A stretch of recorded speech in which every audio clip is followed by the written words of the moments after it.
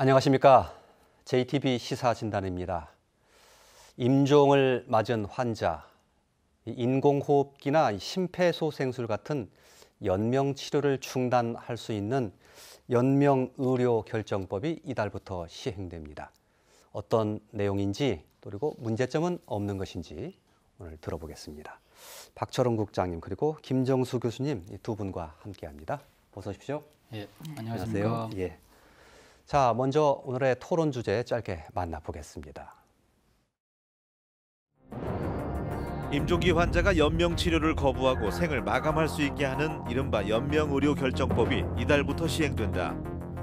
이 법은 환자가 직접 의사를 밝히거나 가족에 의해서 환자의 의사가 확인된 경우 연명치료를 중단할 수 있다. 환자의 자기 결정권을 높일 수 있다는 긍정적인 취지에도 불구하고 제도의 보완을 요구하는 목소리가 적지 않다.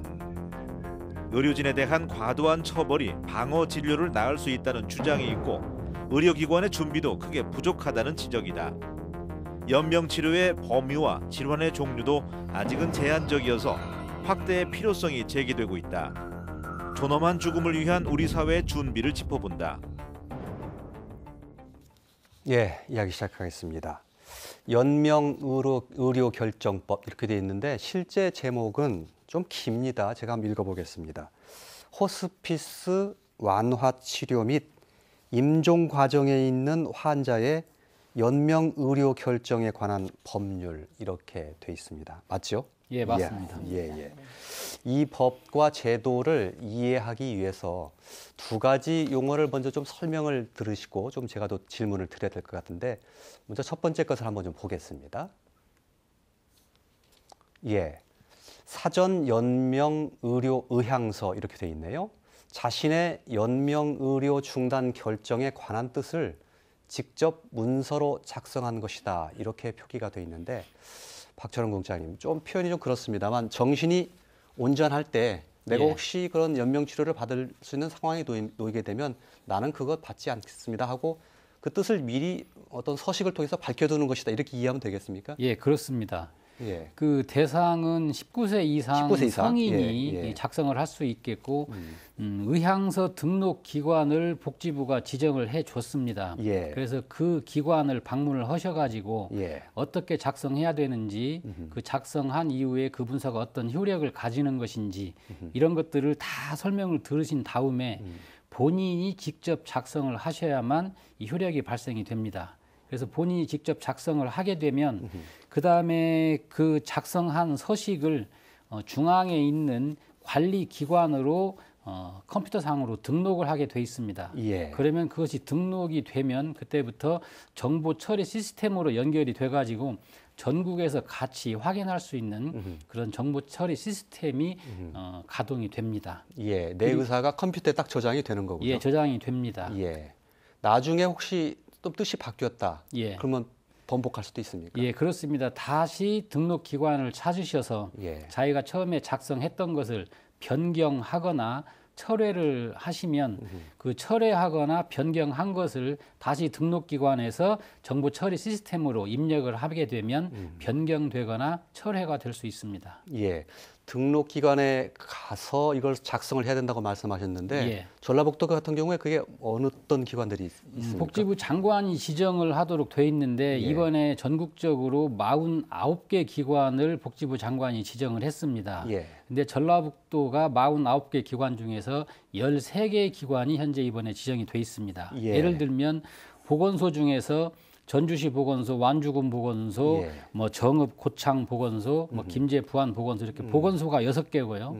전북대학교 병원, 애수병원, 진안의료원, 그다음에 효사랑병원 이렇게 의료기관이 4군데, 그리고 공공기관 중에서는 국민건강보험공단이 이번에 지정을 받았기 때문에 각 시군에 있는 지부에서도 그 업무를 할 수 있겠고 비영리 법인도 2개가 이번에 지정을 받았습니다. 그래서 전라북도는 이 13개 기관이면 의향서 작성하는데 초기에 혼란스럽지는 않을 것이다. 이렇게 보고 있습니다. 13개 기관이 전라북도에 이번에 지정이 됐다고 합니다.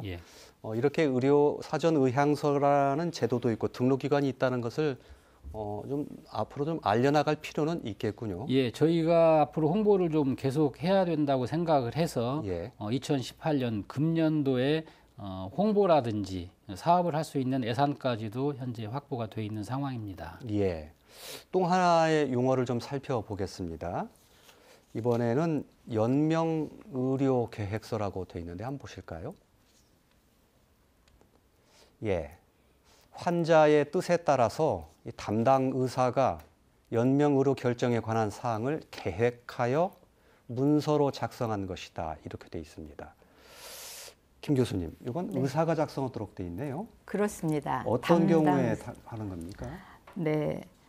말기 및 임종 과정에 있는 환자로 진단받은 예. 그 환자의 의사에 따라서 환자가 나는 연명의료를 받지 않겠습니다 하는 뜻을 표현을 하게 되면 담당 의사가 다른 또 전문의 한 분의 그 확인을 받고 네, 그렇게 하고 연명의료를 받지 않는 그 계획서를 작성하게 됩니다. 예. 그러니까 결국은 의사가 그 환자의 연명의료를 중단하겠다는 환자의 뜻을 결국은 의사가 기록하는 것이다. 이렇게 이해하면 되겠습니까? 그렇습니다. 예.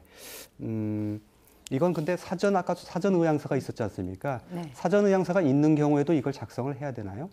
그렇지 않습니다. 사전 의향서를 확인하고 예. 그것을 작성할 때와 지금 현재의 환자의 의사가 연명의료를 받지 않겠다는 의사가 변하지 않았으면 그대로 시행이 됩니다. 의향서만 가지고 할 수 네. 있고 만약에 가지고 의향서가 네. 없을 경우에는 의사가 연명의료 계획서를 작성할 수 있다 이런 뜻이군요. 네, 예, 그렇습니다. 알겠습니다. 연명의료를 그 중단을 하게 될 경우에 결국은 환자의 뜻을 어떻게 확인하느냐 이게 굉장히 중요할 텐데요. 여러 상황에 따라서 좀 경우일 수가 있어서 좀 살펴보겠습니다. 먼저 이 환자가 의사 능력이 있을 경우가 있겠죠. 예, 환자가 자기 뜻을 충분히 표현할 수 있는 능력이 있을 경우 있을 텐데 이때는 두 가지로 나눠져 있네요. 연명의료 계획서와 사전 연명의료 의향서를 담당 의사가 환자에게 확인한다 이렇게 되어 있는데 연명의료 계획서는 조금 전에 교수님께서 말씀해 주실 것처럼 환자가 의식이 있으니까요. 네. 연명의료를 나중에 중단하시겠습니까? 라고 의사가 확인해 보면 되는 절차다 이렇게 이해하면 되겠죠? 네, 예. 이 경우에서는 연명의료를 중단하는 게 아니라 연명의료에 아예 들어가지 않는 겁니다. 아예 그래서 들어가지 네네, 않는 거. 예, 그래서 예. 그것을 미실시 또는 유보 이렇게 표현하고 있습니다. 미실시 유보. 예, 네, 예, 미실시 또는 유보 이렇게 표현하고 있습니다. 예. 네. 또 그리고 사전에 의향서를 예. 작성한 경우는 의사가 이게 선생님의 확실한 뜻이 맞습니까라고 재차 확인하는 과정을 거치면 되는 건가요? 예, 담당 의사가 재차 확인을 하고 확인 가지고도 부족하면 아까 정보 처리 시스템으로 의뢰를 해가지고 예. 확인할 수 있는 방법도 현재는 돼 있습니다. 예. 그렇게 확인할 때 뭐 그 서면을 보여주고 이렇게 해야 되나요? 어떻게 확인해야 됩니까? 그게 쓰셨다는데 맞습니까? 의향서 자체가 아까 정보 처리 시스템에 등록이 돼 있기 때문에 거기에서 확인을 하면 예. 그리고 아까 등록기관을 찾아가서 예. 환자 본인이 의향서를 작성을 했기 때문에 예. 등록기관을 통해서도 그 문서를 확인할 수가 있습니다. 예, 그렇게 예. 확인을 하고 이행 과정만 이제 전문의와 다시 협의해서 이제 이행은 또 별도로 진행하면 되겠습니다. 예, 알겠습니다. 문제는 이제 환자가 의사 능력이 없을 때가 좀 문제가 되지 않겠습니까? 그 경우를 예, 한번 예. 볼까요? 예, 환자 의사 능력이 없을 때 사전 연명 의료 의향서의 적법성을 담당 의사와 전문의가 확인한다 이렇게 되어 있습니다. 그러니까 환자가 의사 능력은 없는데 사전에 의향서를 작성해 둔 게 있기 때문에 이 의향서의 적법성 여부를 담당 의사하고 전문의 그러니까 의사 두 명이 확인하는 과정이다. 이렇게 해서 연명 의료를 중단할 수 있다, 하지 않을 수 있다. 이렇게 이해를 하면 될까요? 그렇습니다. 예. 네. 그 다음에 한 가지가 또 더 예. 붙어야 됩니다. 예. 저것은 환자의 의사를 지금 확인을 못하기 때문에 예. 과거에 써놓은 의향서를 가지고 환자 예. 의사를 판단을 하는 것이고 예. 거기에 또 예, 맞습니다. 예, 맞죠? 예. 예. 한 가지 여기가 한 가지는 더 다음에 예, 예, 예, 네. 있습니다. 예, 보여주시죠. 맞죠? 네. 예, 한번 볼까요? 예. 예, 역시 환자의 의사가 능력이 없는데 조금 전처럼 사전 의향서조차 없을 때를 말하는 겁니다. 이럴 네. 때는 이제 환자 가족 중에서 환자 가족 2인 이상의 일치된 진술을 담당 의사와 전문의가 확인하면 환자가 의사가 확인한 것으로 본다. 이렇게 돼 있습니다. 그런데 다른 가족에 배치되는 진술과 증거가 있으면 이게 그렇게 할 수 없다. 이렇게 됐습니다. 이 경우는 상당히 좀 복잡합니다. 네, 가족 2명이 있어야 된다는데 예. 예를 들면 환자 가족이 5명 있다. 근데 예. 2명은 그렇게 말씀하시는데 2명은 아니다. 우리 환자분께서는 그런 의사를 가지신 적이 없다. 이렇게 다른 진술을 하게 되면 그건 어렵게 되는 건가요? 예. 그렇습니다. 어렵게 됩니다. 예. 그럴 때는 의사가 연명 치료를 계속 할 수밖에 없겠네요. 예, 계속 그렇습니다. 해야 됩니다. 예. 그렇다면 실제로 이런 경우에는 환자 전원의 사실상 가족 전원의 합의된 일치를 받는 경우가 대부분 아닐까 싶은 생각이 드는데요. 근데 이게 정말 현실적으로는 참 어려운 문제입니다. 예. 항상 환자 가까이에 있었던 가족들은 의견을 모을 수가 있는데 예. 정말 몇 년간 보이지도 않던 그렇겠죠. 예. 이게 와서 예. 나는 아니다라고 해서 이렇게 되면 현실적으로 정말 어려운 문제입니다. 예, 예. 네. 그리고 또 가족의 구성 요건도 조금 전에 화면에서 보면 환자의 배우자 또 그리고 직계 존비속 네. 1우선이고 네. 그런 분도 만약에 안 계시면 형제 자매가 대신한다 이렇게 돼 있는데 예. 가족과의 직접적인 관련 진짜 가족인지 여부도 사실은 그러면 의사가 확인해야 되나요? 그렇습니다. 의사가 확인하게 되어 있는데요. 정말 이 부분에서 저희도 어제도 이 문제로 병원에 회의가 있고 했는데요. 정말 급박하게 돌아가는 그 병실에서 이런 걸 의사가 일일이 확인하고 있는 것은 정말 어려운 문제입니다. 예. 네. 얼굴만 보고 사실 또 그 말만 듣고 이분이 진짜 가족인지 확인하는 거 어렵잖아요. 그 서류상으로는 가족관계 증명서를 확인하도록 되어 있습니다. 가족관계 증명서. 예, 예. 그래서 동사무소에 띄워주는 예. 그 가족관계 증명서를 가지고 서류상으로는 확인을 하고요.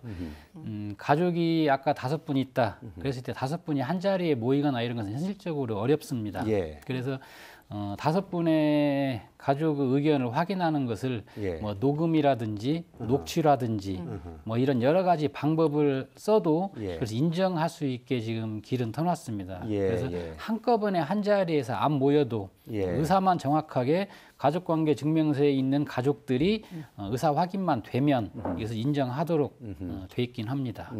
알겠습니다. 네. 그런 것들을 확인하고 하는 의료진들은 치료에 전념을 해야 되니까요.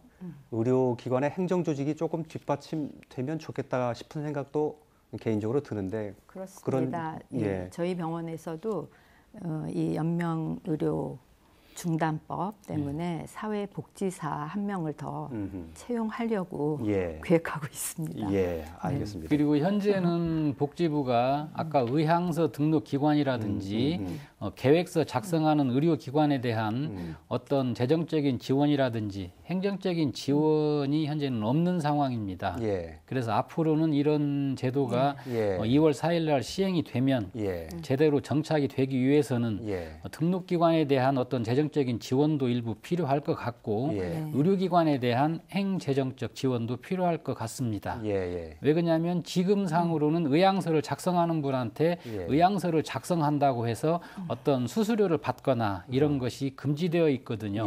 그래서 의향서, 계획서 다 현재는 수수료를 받을 수 없습니다. 그렇다 보면은 등록기관이나 의료기관에 일부 지원이 앞으로 필요할 거다 이렇게 보여집니다. 예, 알겠습니다. 이제 이 제도가 어떤 문제점을 가지고 있는지도 좀 살펴볼 필요가 있을 것 같은데 어떻습니까? 그 임종이라고 이제 표현을 하고 있는데요. 임종 단계. 의학적으로 바라보는 것과 일반 사람이 그냥 임종 단계에 있는 것 갖고는 조금 생각이 다를 수도 있는데 임종 단계라는 것은 정확히 어떻게 그 생각을 해야 됩니까? 임종 단계라고 하면 회생될 가능성이 없고요. 치료에도 불구하고 회복되지 않고 급속도로 증상은 악화되고 그러니까 사망이 임박한 상태를 말합니다. 그러니까 임종기에는 의식도 혼미해지고 예. 반응도 떨어지고 예. 그래서 실제 연명의료계획서를 작성하는 것이 쉽지 않습니다. 예. 예, 예. 그런데 겉으로 의사분께서는 의료진은 그렇게 판단을 했는데 가족들이 보기에는 저희 아버지 아직 멀쩡하신데요. 이렇게 하면은 의료진을 믿어야 되겠죠. 그런 경우에는. 네, 믿어주셔야 합니다. 예, 예. 아니 그렇게 네. 서로 좀 생각이 달라서 치료 더 해주세요 하고 우기거나 주장하는 경우도 생길 수 있잖아요. 생길 수는 있는데 임종 과정을 판단하는 과정 자체가 예. 기준 자체가 의학적인 판단이 아무래도 가장 중요하기 때문에 저희들 생각은 그 담당 의사와 전문의 의리인 그 두 분의 그런 판단을 의학적인 판단을 존중해 주는 것이 맞다 이렇게 생각합니다. 예. 의학적으로는 실제 이분이 임종 단계에 접어들었습니다라고 말하는 게 어렵지는 않습니다. 예. 너무 분명하게 예. 모든 게 떨어지고 예. 반응도 없고 선망이 오고 하니까 어렵지는 않은데 이제 이 법에서 우리가 조금 생각해 봐야 될 게 이제 말기와 임종기를 나눴다는 건데요. 예.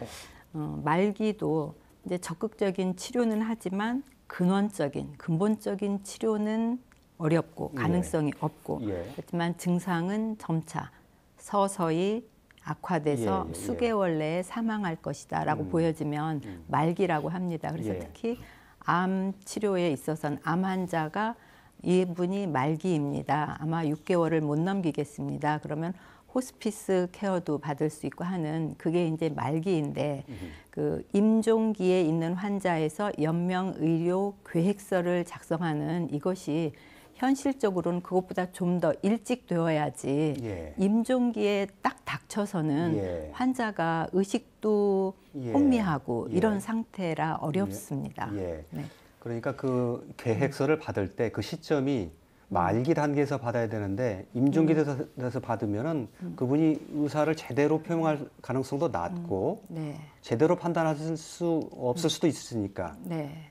미리 좀 사전에 받아야 된다 그런 말씀이시죠? 그렇습니다. 예. 실제 이 법령이 조금 저희 나라에서는 말기 임종기를 나눠 놨는데요. 예. 뭐 미국, 뭐 유럽, 영국이라든지 예. 일본, 대만 이런 데서는 그걸 나눠 놓지 않았습니다. 예, 예. 그냥 똑같이 그 말기로 같이 보고 있는 거죠. 예, 알겠습니다. 네. 그러면 지금 말기에는 연명의료 계획서를 받을 수 없도록 돼 있습니까? 현재로는? 계획서는 받을 수 있습니다. 있습니까? 말기에도. 예. 예. 그렇다면 별 문제되지 않는 거 아닌가요? 계획서 작성 시점은 예. 크게 법상에서 말기 또는 임종기에 계획서를 받도록 법상에 돼 있기 때문에 예. 그 법적인 그런 시점 가지고는 예. 문제가 되지 않지만 예. 지금 김 소장님 말씀은 시행 과정에서는 임종기 때는 그 계획서를 받는 것이 사실상, 거의 사실상 예, 어렵기 불가능하다. 때문에. 예. 그러니까 그런 부분들을 굳이 예. 안 나눌 필요도 있다 예, 이렇게 예. 말씀을 예, 하시는 예. 거고 예. 그 다음에 또 이제 세부적으로 좀 더 아까 조정이 돼야 될 부분이 있다는 것은 예. 임종 과정하고 말기 환자의 과정은 상당한 예. 차이가 있습니다. 예. 상당한 차이가 있기 때문에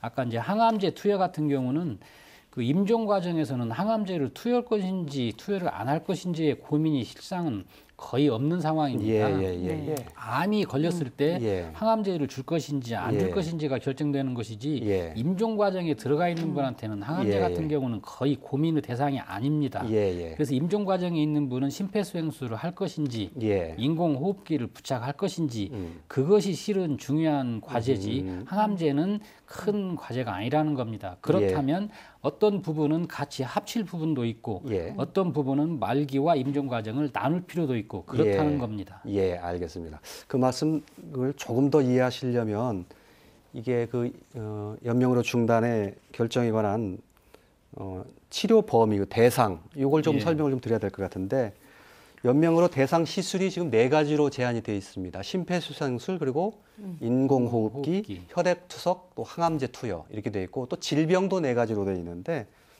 에이즈, 암, 만성 폐쇄성 폐질환, 또 그리고 간경화 이렇게 예. 4가지로 되어 있습니다. 예. 일단 그 4가지 질병에 대해서만 한 거, 또 그리고 연명 치료의 대상을 4가지로 제한한 거. 이 부분에 관해서 혹시 어떤 다른 의견을 가지고 있으십니까, 소장님? 이 정도면 적당하다고 보십니까? 아니면 별 문제가 없다고 보십니까? 조금 더 확대되어야 된다고 생각을 합니다. 네. 질병 종류도 그렇고 시술에도 네. 그렇고요. 네, 예. 그렇습니다. 그건 왜 그렇습니까? 사실 저희도 이제 다른 교수들하고 의논할 때도 그 만성 신부전 환자를 치료하는 교수하고 함께 얘기할 일이 있었는데요.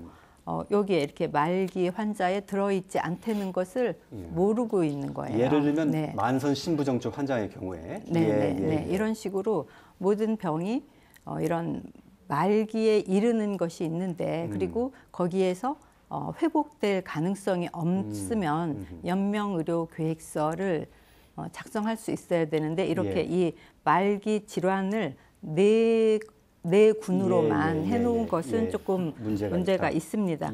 물론 담당 의사와 전문의 1인이 이 환자는 임종 과정에 있습니다라고 하면 임종 계획서를 작성할 수 있긴 합니다. 그렇지만 일반인이 들을 때 이 4가지 병에서만 이게 가능하겠구나 이렇게 알 수가 있습니다. 법적으로는 물 드시고 천천히 하시죠. 네. 실제 담당 의사와 전문의가 이 환자는 임종 과정에 있습니다 하면 연명의료 중단 계획서를 작성할 수 있는데요. 이거를 그냥 병이 4개가 명기돼 있으니까 이것만 가능하다고 생각할 수 있는 거죠. 알겠습니다. 그러니까 그 예를 들었던 만성 신부전증 같은 질병뿐만 아니라 다른 질병에서도 이런 상황이 얼마든지 올 수 있는데 이렇게 4가지 질환으로만 제한해 놓은 것은 조금 문제가 있어 보인다고 말씀을 해주신 것 같습니다. 시술의 종류도 4가지라고 지금 제한되어 있는데 이 외에도 연명 치료를 할 수 있는 시술이 더 있는 건가요? 이번에 2017년 10월부터 시범 사업을 15개 기관을 통해서 했습니다. 근데 그 시범 사업 과정에서 문제 제기가 됐던 게 이 심폐소생술 등 그 4가지 말고도 불필요한 승합제, 그러니까 혈압이 안 오르고 심장이 안 뛰는데 약물로서만 해가지고 심장을 겨우 뛰게 하는 그런 시술이라든지 약물이라든지 이런 것은 필요 없다. 이런 안이 좀 조정이 될 필요가 있다. 추가가 될 필요가 있다. 이런 얘기가 있었고요. 그 다음에 메르스 때 한번 나왔던 에크모라는 그런 시술도 있었습니다. 혈액 전체를 한번 싹 돌려가지고 바꾸는 그런 시술 같은 경우도 실은 무의미할 수 있다. 그래서 승합제라든지 에크모 시술이라든지 이런 것들은 이 연명의료 중단의 시술 범위에 늘 필요가 있다는 안이 제시가 됐습니다. 그래서 현재 복지부에서 대상 시술이라든지 아까 김 소장님 말씀하신 대상 질환을 확대하는 것도 현재는 권고안으로 검토가 되고 있습니다. 알겠습니다. 충분히 더 논의가 될 필요성이 있어 보이는군요. 알겠습니다. 또 하나 지금 얘기되는 게 이제 의료진의 방어 진료에 관한 문제입니다. 이런 분쟁에 자칫하면 의료진이 휘말리다 보니까 의료진으로서는 소극적으로 하거나 문제가 없는 쪽으로 자꾸 이걸 하려고 하는 경향이 생길 수도 있다라는 것을 우려를 하는 얘기가 많이 나오던데요, 교수님. 현재 법상으로 의료진에게 약간 지나친 처벌 규정을 둔 것이 무슨 조항이냐면 39조 같은 걸 보면은 중단 결정 이행의 대상이 아닌 사람에게 연명의료 중단 결정을 한 의사에 대해서 3년 이하의 징역이나 3천만 원 이하의 벌금을 매기도록 되어 있습니다. 아까 말씀드린 대로 임종 과정을 판단하는 것이 결국은 의학적인 판단으로 의사의 고유 권한일 수 있는데 그 판단 자체를 문제 삼아가지고 징역형이나 벌금형을 이렇게 매긴다는 것 자체가 좀 의사들한테는 과도하다는 얘기입니다. 그러면은 누가 연명의료 중단을 결정하고 그것 때문에 또 조사를 받아가지고 처벌을 받는다. 그러면은 중단하지 않고 그냥 가버린다는 것입니다. 그래서 소극적인 진료, 방어 진료가 된다는 뜻입니다. 그리고 또 하나 벌칙이 있는 것이 이행 결과를 관리기관의 장에게 알리지 않았을 때는 과태료를 매긴다. 그다음에 기록 보존을 하지 않으면 300만 원 이하의 벌금을 매긴다. 그래서 처벌 조항이 너무 많고 너무 좀 다양하고 좀 세고 뭐 그런 측면이 좀 있습니다. 그래서 그거에 대해서 시범 사업 과정에서 계속적으로 문제 제기가 있었습니다. 예, 예. 그래서 좌우가 한 1년간은 그 처벌을 유예하기로 현재는 결정이 됐습니다. 예. 그래서 2019년 2월 4일까지는 처벌 시행은 유예가 됩니다. 예. 그러나 저희들이 봤을 때는 1년간 시행을 유예하는 것이 좋은 방법이 아니고 예. 의사들이 그런 부담까지 가지면서 그 일을 하게 하는 것은 좀 적절치 못하다고 봅니다. 예. 그래서 이것은 법률 개정이 일부 필요한 사항이 아닌가 이렇게 보여지고 외국의 사례에서도 의사들을 처벌하는 사례는 현재 없습니다. 예. 그래서 외국의 사례까지도 이번에 권고안으로 지금 들어가 있는 상황입니다. 예, 역시 좀 더 계속 논의해야 될 부분인 것 같습니다. 예. 이 부분이 이렇게 예. 복잡하게 법적으로 방어 진료를 염려하는 상황이 되는 것은 실제 연명 의료를 받고 있는 연명 치료를 받고 있는 분의 중단과 아예 연명 치료를 받지 않는 것하고가 다른 상황인데 예. 지금 그 유보 또는 연명 치료를 받지 않는 것도 이미 연명 치료를 받고 있던 분을 중단하는 것 같이 엄격하게 적용한 데 있습니다. 예, 예. 네. 알겠습니다. 네. 시간이 거의 다 됐는데요. 한 가지만 짧게 김 교수님께 여쭤보고 마무리를 짓도록 하겠습니다. 제가 조금 전에 이 법의 긴 제목을 네네. 정식 이름을 소개해 줬는데 네. 이게 연명의료를 중단하는 것만 방점이 찍혀 있지 않고 실제로는 뭐 호스피스나 완화 치료 이쪽도 굉장히 중요하다. 이 네네. 말씀을 좀 강조해 주실 것 같은데요. 네, 예, 그렇습니다.